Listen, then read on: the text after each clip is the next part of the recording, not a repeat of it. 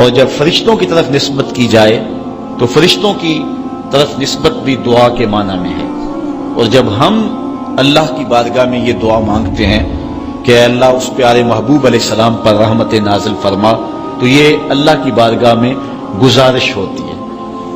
اسی لیے علماء نے کہا کہ درود ایک ایسا وظیفہ ہے جو کسی صورت میں رد نہیں ہوتا. چونکہ ہم یہ کہتے ہیں اے اللہ اپنے پیارے نبی پر رحمت نازل فرما، وہ تو پہلے ہی فرما رہا ہے، تو ہم کہیں یا اللہ اپنے نبی پہ رحمت نازل فرما، تو کیا اللہ فرمائے گا کہ میں نہیں فرماتا؟ اس لیے یہ ہو ہی نہیں سکتا. علماء کہتے ہیں کہ جو درود ہے وہ بہر صورت قبول ہوتا ہے. اس لیے حضرت عمر رضی اللہ تعالیٰ عنہ فرماتے ہیں کہ دعا کو درود کے ساتھ جوڑ لو، درود تو قبول ہونا ہی ہونا ہے، تمہاری دعا بھی قبول ہو جائے گی.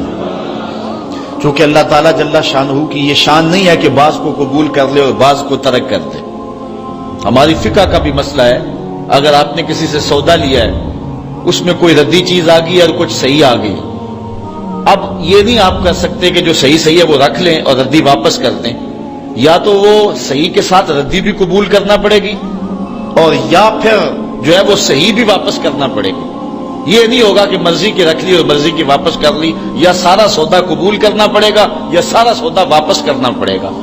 تو اللہ تعالیٰ جل شانہ کے حضور جب درود کے ساتھ دعا مانگی جائے تو پھر اللہ تعالیٰ جل شانہ اس دعا کو چھانٹ کے الگ نہیں کرتا کہ میں نے یہ نہیں قبول کرنی.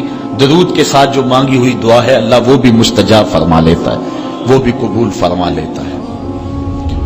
درود پاک وہ بابرکت عمل ہے کہ جو اہل ایمان کو تعلیم دیا گیا. علماء نے لکھا کہ زندگی میں ایک مرتبہ درود شریف پڑھنا فرض ہے، اور جب حضور علیہ السلام کا نام لیا جائے اس وقت درود پڑھنا واجب ہے.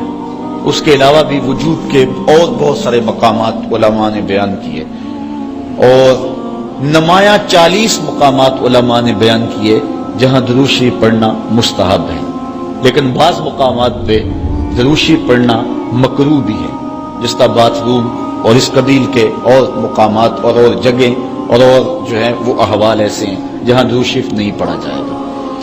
باقی درود شریف وہ بابرکت وظیفہ ہے، وہ مقبول بارگاہ عمل ہے کہ جس کو جتنی بار مرضی پڑھو، ایک تو طبیعت میں اکتاہٹ نہیں ہوتی، انسان تھکتا نہیں، اور دوسرا اس عمل کی برکتیں اتنی ہیں، اس کا ثواب اتنا ہے کہ حضور نبی رحمت صلی اللہ علیہ وسلم کا فرمان حضرت ابو ہریرہ رضی اللہ تعالی عنہ سے سماعت کر لیجئے کہ حضور علیہ السلام نے ارشاد فرمایا من صلی علیہ صلاۃ واحدۃ صلی اللہ علیہ عشرا، جو میرے اوپر ایک مرتبہ درود پڑھتا ہے اللہ تعالیٰ اس پہ 10 رحمتوں کا نزول فرماتا ہے. یہ اس بابرکت وظیفے کا نتیجہ ہے جو بندہ مومن کو نصیب کر دیا جاتا ہے. دوسری روایت حضرت انس بن مالک رضی اللہ تعالی عنہ سے مروی ہے ان النبی صلی اللہ علیہ وسلم قال من ذکرت عنده فلیصلی علی ومن صلی علی مرۃ صلی اللہ علیہ بها عشرا. حضور نے فرمایا کہ جس شخص کے سامنے میرا ذکر کیا جائے اس کو میرے پہ درود پڑھنا چاہیے، اس لیے کہ جس نے میرے اوپر ایک مرتبہ درود پڑھا اللہ تعالیٰ اس پہ 10 رحمتیں نازل فرماتا. علماء نے ایک بڑی خوبصورت بات لکھی، وہ کہتے ہیں کہ اصل درود پڑھ کر کے اپنے لیے رحمتیں طلب کرنا ہوتا ہے رب سے، کیونکہ مصطفیٰ کریم علیہ الصلوۃ والسلام ہمارے درود کے محتاج ہے. بندہ کہ میں درود پڑھ رہا ہوں، جب ہم نہیں تھے اس وقت بھی مصطفیٰ پہ درود پڑھا جا رہا تھا. جب کائنات کو خلق وجود بھی نہیں دیا گیا تھا مصطفیٰ پہ درود اس وقت بھی پڑھا جا رہا تھا. تو یہ ہم اپنی سعادت مندی حاصل کرتے